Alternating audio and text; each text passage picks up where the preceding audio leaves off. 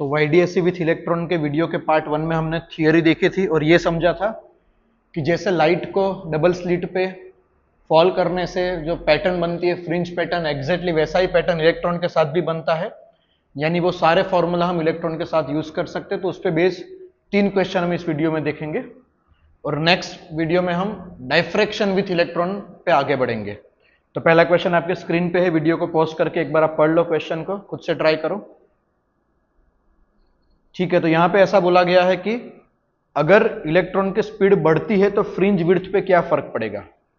Fringe width पे क्या फर्क पड़ेगा, तो फ्रिंज विड्थ का फॉर्मूला जो हमने देखा था वो था लैम्बडा डी बाई डी, जहां पे लैम्बडा क्या है, यहां पे इलेक्ट्रॉन की डी ब्रोगली वेवलेंथ होगी और डी ब्रोगली वेवलेंथ का फॉर्मूला है एच बाई मोमेंटम का मैग्नीट्यूड यानी एच बाई एम वी, यानी अगर आप स्पीड बढ़ाते हो तो वेवलेंथ कम होगा, वेवलेंथ कम होगा तो फ्रिंज विड्थ भी आपका कम होगा। तो आपका आंसर सी आना चाहिए। 2005 में जेईई मेन में आया हुआ सिंपल थियोरेटिकल बेस्ड क्वेश्चन है। बस आपको ये समझना है यहाँ पे कि आपको वेवलेंथ में क्या यूज करना है, आपको कंपलसरी वेवलेंथ में डी ब्रोगली वेवलेंथ यूज करनी है, ये थोड़ा सा आपको ध्यान रखना है। ठीक है, इस पे बेस एक और क्वेश्चन देखते हैं। एक बार वीडियो को पॉज करके एक बार अच्छे से क्वेश्चन को नोट कर लो, क्वेश्चन को अच्छे से एक बार देख लो। ठीक है, तो यहां पे ऐसा बोला गया है कि ये पूरा वाईडीएससी का स्टैंडर्ड सेटअप है जिसमें आपको डी की वैल्यू दी गई है, कैपिटल डी की वैल्यू दी गई है, पूछा है फ्रिंज विड्थ कितनी होगी और यहां पे आपको इलेक्ट्रॉन का मास और प्लैंक कांस्टेंट और ये अजीब सा रूट दिया गया है।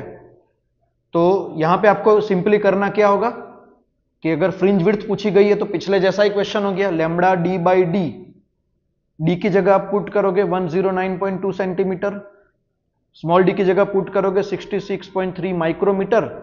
बस लैम्बडा ढूंढने के लिए आपको, वेवलेंथ ढूंढने के लिए आपको डी ब्रोगली का रिलेशन यूज करना है जो है एच बाई मोमेंटम। मोमेंटम यहां पे कैसे मिलेगी, मोमेंटम तो इलेक्ट्रॉन को अगर इतने वोल्ट से एक्सेलरेट करेंगे तो इलेक्ट्रॉन के पास कुछ काइनेटिक एनर्जी आएगी, उस काइनेटिक एनर्जी को मोमेंटम के टर्म में लिखना है, यानी यहां पे आपको लिखना है मोमेंटम का जो इक्वेशन लिखना वो है अंडर रूट 2m k और k की वैल्यू ev, क्योंकि आप इलेक्ट्रॉन को रेस्ट से इतने पोटेंशियल डिफरेंस से मूव करवा रहे हो।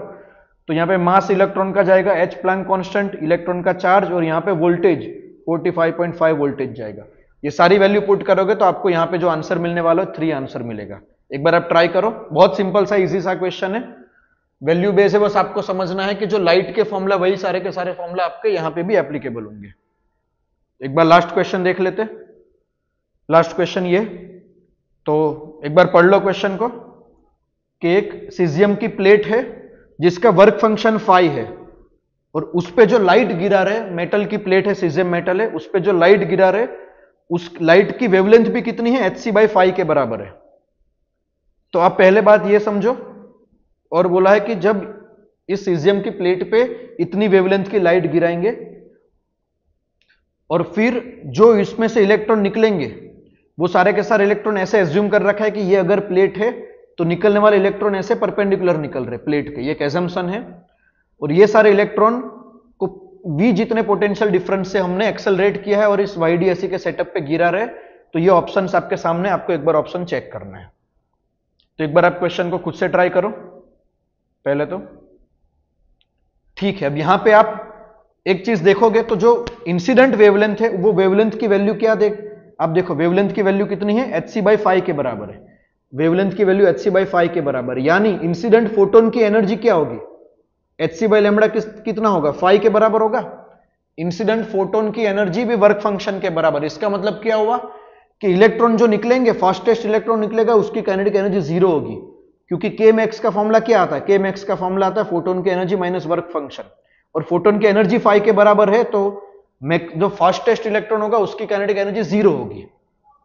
ये चीज समझ में आएगी, फास्टेस्ट इलेक्ट्रॉन की काइनेटिक एनर्जी 0 है, यानी यहां से जो इलेक्ट्रॉन निकल रहे वो 0 काइनेटिक एनर्जी से निकल रहे, और यहां से यहां के बीच में v जितना पोटेंशियल डिफरेंस अप्लाई किया है, यानी ये इलेक्ट्रॉन जब स्लिट पे गिरेंगे तो देखो इनके पास यहां पे तो एनर्जी 0 थी, तो यहां पे जब स्लिट पे गिरेंगे तब उनकी काइनेटिक एनर्जी कितनी होगी, उनकी काइनेटिक एनर्जी ev के बराबर होगी, यानी उनकी स्पीड निकल जाएगी, स्पीड से उनकी मोमेंटम निकल जाएगा। मोमेंटम कितना होगा, अंडर रूट 2m ev जितना मोमेंटम होगा, तो मोमेंटम इतना होगा तो वेवलेंथ कितना होगा, h by under root 2m ev जितना वेवलेंथ होगा।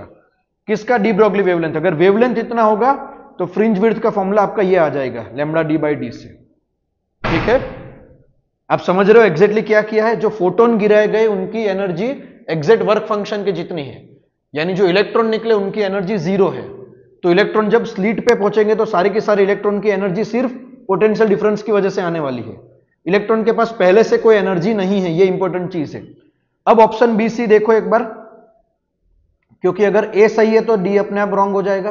अब बी सी देखो, ये बोला गया कि अगर हम जो लाइट गिरा रहे उसकी अगर मैं वेवलेंथ कम करूं तो फिर यहां पे फ्रिंज विड्थ कम या ज्यादा हो जाएगी। अब ध्यान से सोचो, अगर गिरने वाले लाइट की वेवलेंथ हमने कम कर दी तो गिरने वाले फोटोन की एनर्जी बढ़ गई। अगर गिरने वाले फोटोन की एनर्जी बढ़ गई तो निकलने वाले इलेक्ट्रॉन की एनर्जी बढ़ गई, और निकलने वाले इलेक्ट्रॉन की एनर्जी बढ़ गई प्लस इसको v जितने पोटेंशियल डिफरेंस से पास करेंगे तो उनकी एनर्जी और ज्यादा होगी, और उनकी एनर्जी अगर और ज्यादा होगी तो उनकी मोमेंटम ज्यादा होगी, मोमेंटम ज्यादा होगी तो फिर लैम्बडा उनका डी ब्रोगली वेवलेंथ कम हो जाएगा तो उनकी फ्रिंज विड्थ कम हो जाएगी। तो बी करेक्ट हो जाएगा, सी रॉन्ग हो जाएगा। तो आपका करेक्ट आंसर है ए और बी। तो इस तरीके से सिंपल क्वेश्चन आ सकते हैं, बस आपको फोटोन की जगह इलेक्ट्रॉन को यूज करना है। स्पेशली उसकी वेवलेंथ क्या लेनी है? वेवलेंथ आपको लेनी है D Broglie wavelength h by momentum से। ठीक है, तो ये अपना टॉपिक क्लियर हो गया इलेक्ट्रॉन विथ वाईडीएससी का। Thank you so much.